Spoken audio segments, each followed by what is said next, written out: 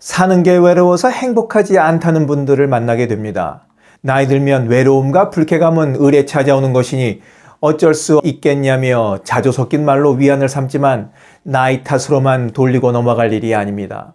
아리스토텔레스에게 배우는 진짜 행복에 관한 철학 수업이라는 부제를 달고 있는 신간도서 단단한 행복에서 아리스토텔레스는 행복이란 단순한 결과물이 아니라 인생에서 어떻게 행동하는가와 깊이 연결되어 있다고 보았습니다. 우리가 어떤 행동을 하느냐에 따라 행복이 결정된다는 뜻입니다.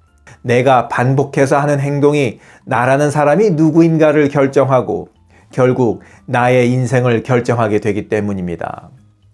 아리스토텔레스의 말씀에 비춰보자면 노년에 찾아오는 외로움 역시 적극적인 무엇인가를 할 때 해결할 수 있을 거라 생각됩니다.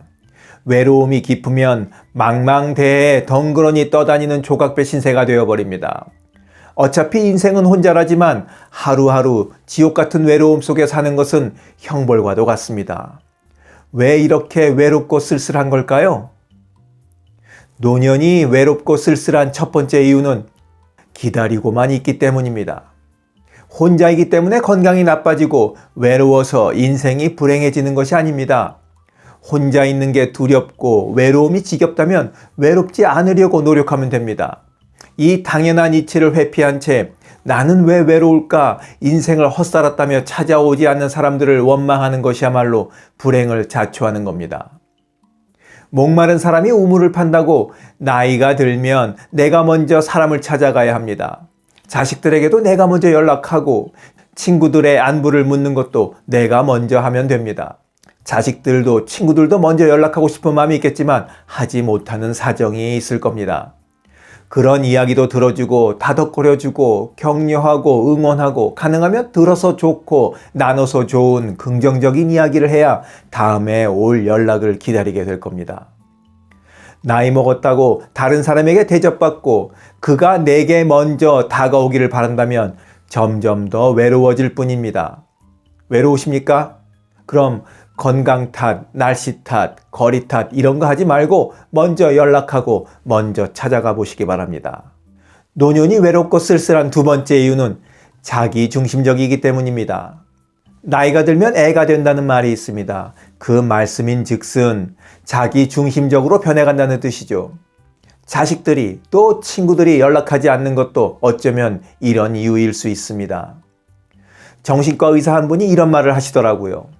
정신과에 입원하는 환자들은 대개 일상생활이 불가능할 정도로 자기애가 지나친 사람들이 많다고 말입니다. 그러다 보니 다른 이들은 안중에도 없고 자기 얘기만 쏟아내는 겁니다. 그래서 이들의 병이 나아가고 있는지 알 수 있는 단초는 상대방의 이야기를 들어주는 태도를 보일 때라는 거죠. 지나친 자기애에서 벗어나 다른 사람과 주변의 관심과 사랑을 갖게 되면 남의 이야기도 귀를 기울일 수 있게 되기 때문입니다. 관심과 사랑도 능력입니다. 타고난 것이 아니라 이 세상을 살아가면서 터득하고 학습하고 실천하면서 길러지는 능력이죠. 나이 들어 외롭지 않으려면 무엇보다 사랑하는 능력을 갈고 닦아야 합니다. 사랑하는 능력이 길러지면 만남이나 통화가 이루어졌을 때 내 얘기만 쏟아내지 않을 수 있습니다.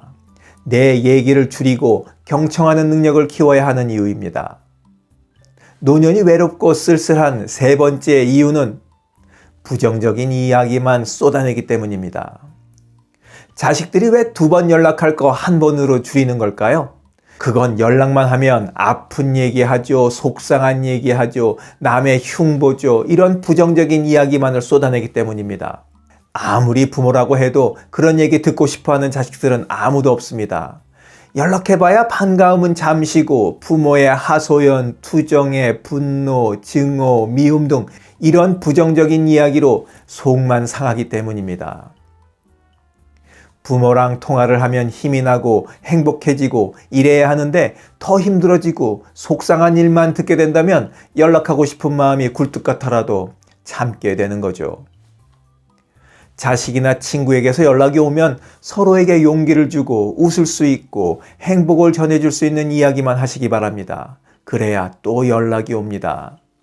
우리의 행복은 거울이나 유리처럼 약한 힘에도 산산조각이 나서는 안 됩니다.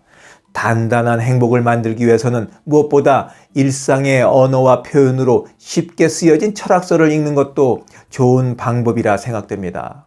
그래서 인류 역사상 가장 위대한 철학자 중 한 명인 아리스토텔레스의 행복론을 전하는 도서 단단한 행복을 읽어보시라 권해드리고 싶습니다. 아주 쉽게 쓰여 있어서 부담 없이 휙휙 재미나게 휙휙 읽을 수 있습니다. 중장년에 이르러 냉정한 현실 속에서 어떻게 살아가야 할까? 나는 무엇을 위해 살아가야 하는 걸까? 행복해지려면 어떻게 해야 할까? 만약 이런 질문에 대한 답을 찾고 계시다면 다른 누구도 아닌 아리스토텔레스를 만날 시간이 된 겁니다. 도서 단단한 행복에서 아리스토텔레스가 여러분을 기다리고 계시다는 것을 알려드리면서 오늘 이야기 마치도록 하겠습니다. 철학서, 쉽게 쓰여진 철학서 재밌습니다. 지금까지 원더풀 인생 후반전이었습니다. 감사합니다.